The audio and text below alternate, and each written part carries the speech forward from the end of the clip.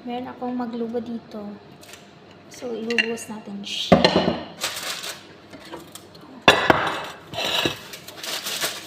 It's maglubi.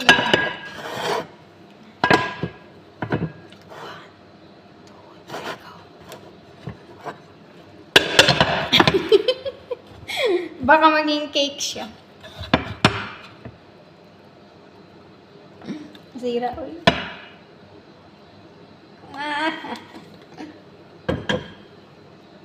Cherries. So, yan na guys. Maglubi.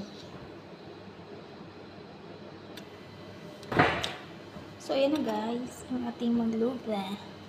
So, naiwan kasi yung potato niya. So, yun lang. Cake? Rice cake.